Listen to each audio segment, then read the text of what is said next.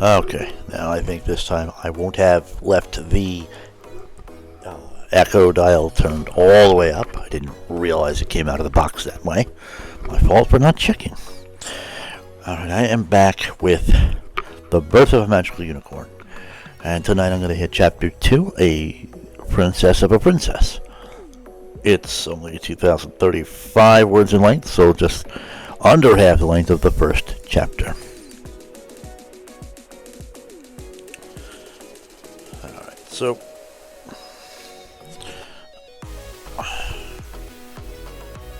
okay. Chapter 2, A Princess of a Princess.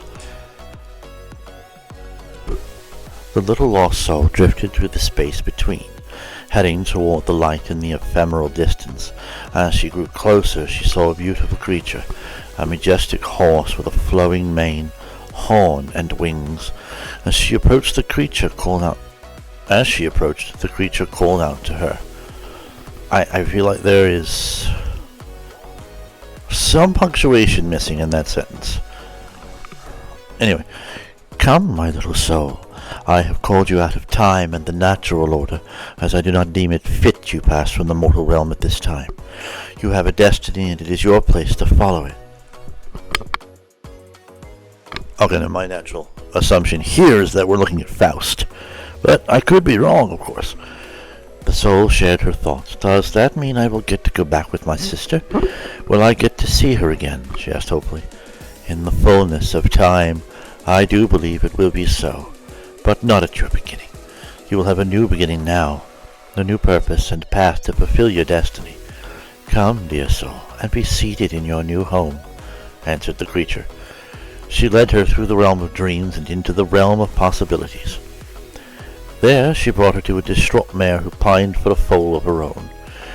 She pressed her into the mare's essence. The tiny foal found herself once again united with a growing group of cells heading to the life-giving cradle. The soul happily thanked the creature, and her thoughts settling into the new cradle and starting her journey of development anew, though with a lingering sadness, missing her sister soul. Celestia was in shock. 2 days ago, she found herself feeling ill while enjoying one of her favorite cakes. Chocolate strawberry with a real fruit and chocolate chips and whipped cream frosting. I read that wrong. Let me try that again. Chocolate strawberry with real fruit and chocolate chips and whipped cream frosting. There, I said a real fruit because I'm dumb. Thinking perhaps there was something wrong with the cake, she moved on to a cream vanilla with blueberry frosting that had caught her eye earlier. Only to have to excuse herself in a hurry as she literally popped into her bedroom toilet. She rushed to the oversized bowl only to lose everything she had eaten in several violent heaves. I chuckled because of the adherence to the meme of Celestia. Well, it's not just a meme, it's been shown to be canon, but Celestia loving cake. Sweet harmony above whatever is wrong with me, she winced, struggling as the heaving continued, despite there being nothing left to lose. Deciding to soldier through the rest of her day, she avoided eating altogether, focusing solely on her duties. Climbing into her bed that night, she decided she must just have had a stomach bug and gave the matter little mind as she fell asleep. Living that long and writing it off that casually? Okay. Different. Well, I mean, we've already diverted from canon. The fact that we have Celestia pregnant with Sunset Shimmer is... This is Shimmerverse now, so we're entering into territory that I don't know that much about. Alright. The next morning she had an informal breakfast with the Earl of Dartmouth to discuss tariffs and trade agreements between his and some of his neighboring duchies. To her absolute horror, they had barely begun discussions as the food was served. To her pancakes and him to his... I think you meant to him his eggs and rashers, but you said and him to his eggs and rashers, so they've served him to his own food. Awesome. 3 bites into her breakfast, she excused herself again abruptly to his frustrated protestations. Do you mean protestations? Like protesting? Because that there that you've typed is not the correct word. Ignoring his angered calls, she teleported again to her royal chambers, once again rushing to her toilet, only to repeat yesterday's performance. Now, just hold on a moment. I'm going to pull up dictionary.com. I think the word that you're looking for is what I'm about to type.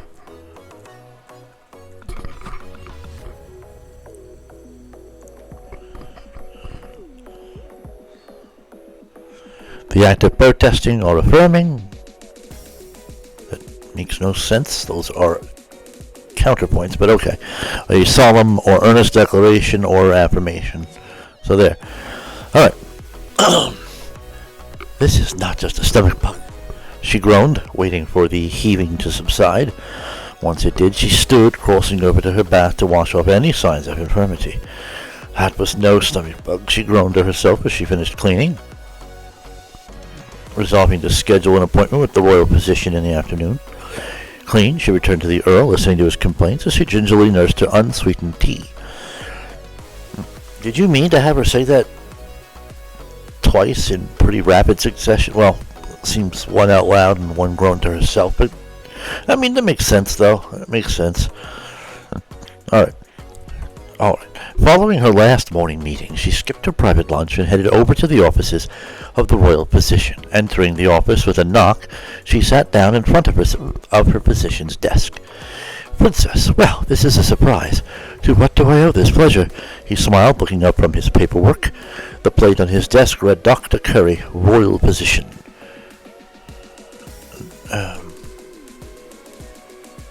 Should you not have closed... No, I'm an idiot. That wasn't the dialogue anyway, so there was no quotation to close. Ignore that one. No pleasure at all, Pierre. None whatsoever. Anytime I try to eat a bite of food, everything comes back up. The only thing I can tolerate is sipping plain tea. Plain tea, Pierre. That's it. I thought for certain it was just a stomach bug, but it's gone on for more than a day now. She finished her complaint. Pierre smiled. Any other penny, I'd suggest giving it time, but considering your constitution, I'd suspect something more specific. He grinned. Celestia grimaced. I'm sorry, I don't get the joke, she grumbled. Don't worry, if my hunch is right, you will. You smiled. Let's run some tests. Let's, agreed Celestia in frustration, rising to follow him. I have to say, I feel like you really have captured the personality of Celestia pretty well in just these first few little sections. It feels very much like her, even a her that is about to come onto what amounts to a surprise pregnancy. But overall, Unflappable tends to maintain her more or less stoic demeanor, or outer demeanor, so that when she is dealing with like the Earl there, she really, other than the fact that she was ill and that felt it, she didn't really let too much of that spill out. Alright, several scans and a few dozen pokes and prods later, including a consultation with his doctor wife and co-chair Marie, like Marie Curie, he disappeared into his study and returned with a scroll he smugly delivered to the princess to read. Should that princess be capitalized? I'm not sure. She scanned quickly through it, stopping at the end in surprise, only to sharply nicker. No, she breathed softly, rereading the scroll more slowly. Coming again to the end, she quickly lit her horn up and performed a diagnostic scan on herself, dropping the scroll in shock when she completed it. She turned to her friend, completely aghast as he grinned at her. Anyone I know? He asked with a smile. Princess Celestia shook her head in disbelief and looked down at the fallen scroll. Princess Celestia, Sol Invictus, Regent Equestria and Defender of Realms, was, for the first time in her long living memory, pregnant. I haven't gotten a full vibe, but I gather that this is before Luna's return. But I don't know. Celestia walked down the hall with her seneschal Raven, who was sporting a wicked grin. So, any pony I know? No, Celestia hissed. Raven, please keep this to yourself. And for harmony's sake, please don't discuss this anywhere but in my room with me. So do you know who he is? Grinned Raven. Stopping with a sigh, Celestia turned to Raven, who was still wearing that stupid grin. Fine, she grumbled. They both disappeared in an amber flash. I am quite... And this is only... This little... holding my fingers up to the screen as though anybody can see that, a 4-paragraph section, and it illustrates such a complex dynamic between Celestia and Raven. Appearing in her room, with her still smirking seneschal, her horn glowed as her door locked, balcony doors shut and locked, and walls suffused with an amber glow as the sounds of the castle faded. She turned to the still grinning Raven. "I don't see what you think is so funny," she groused. "Oh, trust me, that just makes it even more rich," agreed her longtime friend and confidant. "I can't be pregnant," Celestia exclaimed. "Kind of seems like your fool missed that memo," Raven smirked. "No, Raven, you don't get it. I can't be pregnant. I've been so busy I haven't had time for anything like that. I haven't been with it. Never mind. Let's just say there's no way I can be pregnant unless there's some secret spell I've never heard of that makes things start years later. Which there is not. I checked. So this can't be happening," Celestia insisted with just a hint of panic. Still grinning,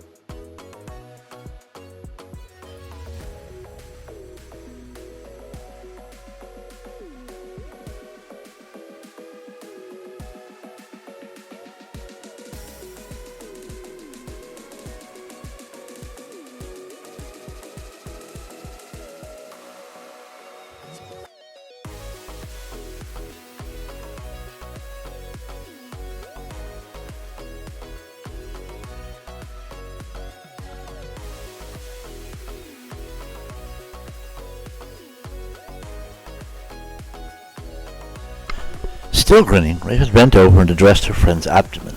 "Don't listen to your mommy right now, little one. She's just having one of her frequent existential crises. She knows you're really there and really loves you," she giggled. "Raven," Celestia stomped her forehoop in frustration. "Are we done now?" asked her friend in a perfect deadpan. "Yes, good, Celestia, my dearest friend. Congratulations, you're a mother. Move on from how. What do you propose to do about that?" asked her friend. "What do you mean by that?" asked Celestia guardedly. "Clearly not whatever you're thinking. You've talked repeatedly about how much you always wanted a foal, but it's never the right time." You haven't met the right stallion," replied Raven. Celestia nodded. "Well, guess what? It looks like Harmony got as sick of your whining as I did, and did something about it," Raven smirked. "I do not whine," insisted Celestia. Raven raised an eyebrow. "Much," amended it says amended.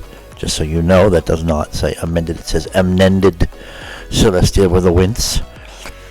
Raven's, and that should be possessive eyebrow returned to its usual place as she grinned. "Regardless, you need a plan. How are you going to raise your child? Shall we ready the announcement now? Forgetting even the issue of who your child's father is, are you ready to go public and acknowledge them? Do you want to wait until they are older? What's your plan?" continued Raven. Celestia sat quietly lost in thought. After a few moments, her friend face moved. "Oh, sweet Harmony, please tell me you are not thinking of never acknowledging her," exclaimed Raven indignantly. "No," stated Celestia quietly. Raven's should be possessive once again. Eyebrow returned to its elevated position. "Don't give me that look," exclaimed Celestia in frustration. "I was just thinking about how this is going to undo much of the groundwork I've done with the aristocracy, and how best to approach the existence of my heir," insisted Celestia. "Simple. Honesty. Simple, honestly, I read that wrong, and as soon as possible. You can't hide this. Too many ponies know already. You need to get ahead of this and not let some conniving gentry peer, there are no peers to Celestia, thank you, try and turn this blessed event into something crass for their own gain. Get in front of this and do it now. I'd release a statement today if I were in your shoes," advised the friend. I need to come up with a plan. Tomorrow, we'll announce it tomorrow, I promise, assured Celestia. "I still think any delay is a mistake, but fine. Tomorrow, I'll start working on a draft and we'll go from there." accepted her friend. So, about your afternoon appointments, began Raven. Cancel them. I need time to think, replied Celestia. She headed into her bathroom and started drawing a warm bath. A bath? Asked Raven, surprised. It's where I do my best thinking, replied Celestia, already removing her petrol and golden shoes. Smiling, Raven nodded and left, shutting the large double doors behind her. And Magic already thinking of the best spin for the announcement tomorrow. The following morning, Celestia was tiredly sipping her strongest tea, having been up most of the night thinking through her plans to announce her new heir. Raven stormed into the royal dining room, the door slamming shut in her magic as she stomped over before the princess with a folded paper levitating beside her. Stopping before her friend, she slammed the paper down in front of the princess. We should have announced it yesterday. I knew this was a mistake. I knew this wouldn't stay buried.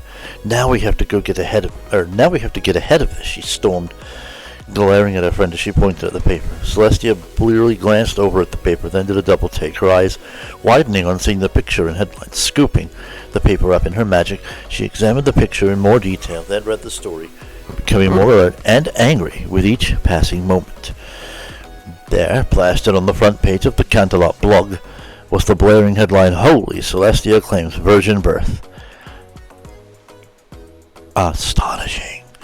What followed was a full half-page doctored photo of Celestia dressed as one of the temple virgins from the Harmonic Temple, her abdomen and flanks swollen, bulging out past her virginal robes with wool, while several of her royal guards dressed as temple priests tried to surreptitiously get close to her plot to take a sniff. Oh my god! That's definitely doctored and one hell of a visual. Steam rose from Celestia's horn, now glowing incandescent as she continued to read the article below the outrageous doctored photo. They are dead, she hissed as she continued reading. Concerned, Raven tried to take the paper back, but Celestia blocked her with a shield, an almost feral growl escaping her clenched teeth. Hold on, just hold on. Not the reaction I was looking for or expecting. Really, Raven? You weren't expecting that? Now isn't the time to be going old Daybreaker, placated her friends. Isn't it? Replied Celestia, the smoke rising higher as the intensity of her horn started to singe the edges of the paper. Raven reached over and swatted the paper out of Celestia's grasp. It landed smoldering on the floor, only to burst completely into flames moments later. Isn't it? Growled Celestia again, turning to her friend. No, it's not, Raven stated evenly, stepping up to her friend and getting right into her face, now framed in burning magic. Her friend and princess's amber eyes locked onto hers, glowering with arcane power. I have a better idea, Raven replied. I'm all ears, steamed Daybreaker. Oh, okay. So, this is a lack of consistency I just need to point out. Oh, God. Scroll back up. Here, Daybreaker is 2 words, separated by the line break. Otherwise, it would still be 1 word. But here, you've made it 1 word. Just pointing that out. Raven laid out her plan. Author's notes. Me chatting with Flutterjack Dash. Hey, that's me! I've had in mind to have one of the scandal rags be the Canterlot blog and her call it to the Canterlot Blight or something. Her call it the Canterlot Blight or something. They can run a doctored picture with her and a pregnant nun outfit with several guards in clerical robes and armor, sneakily trying to sniff her plot, and she goes livid until Raven talks her down. And the scene plays out from there. By the way, that was all of Sweet Sonny Bun's idea. And brilliant it is. The art of Mix 2546 that inspired my interpretation of Daybreaker can be found here. That is beautiful artwork. Wow. Alright. And I don't understand how you're collecting any other downvotes. It's senseless to me, but whatever. People are without taste, I suppose. Alright.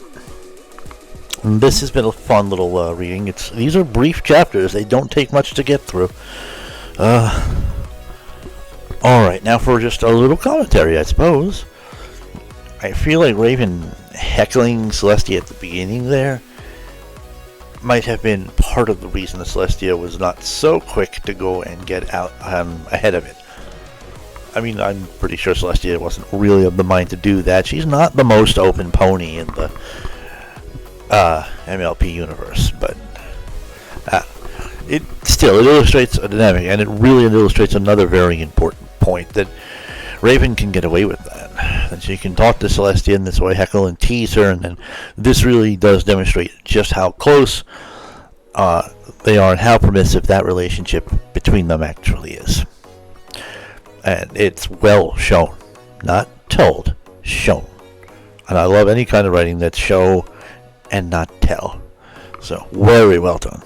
But I did, as I was going through, highlight a couple little inconsistencies, lack of punctuation, mix-ups in words, things like that.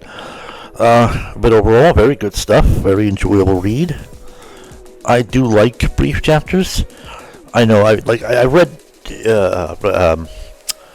Fallout Equestria, which is the original one by K-Cat. Very good story. I loved reading it. Very long chapters. It can be a little exhausting if you're, for me, I'm reading well into the night, I'm getting tired. I'm kind of looking for a break. Just a point at which I can be certain I'm not going to forget exactly where it was, slip in a bookmark or whatever. I go to Lulu and print my books out hard copy a lot of, fan fictions out hard copy a lot of the time.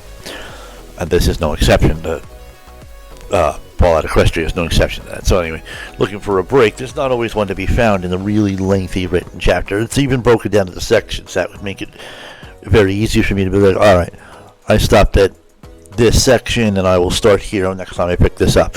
So there's a lot of convenience to the way that this is written too.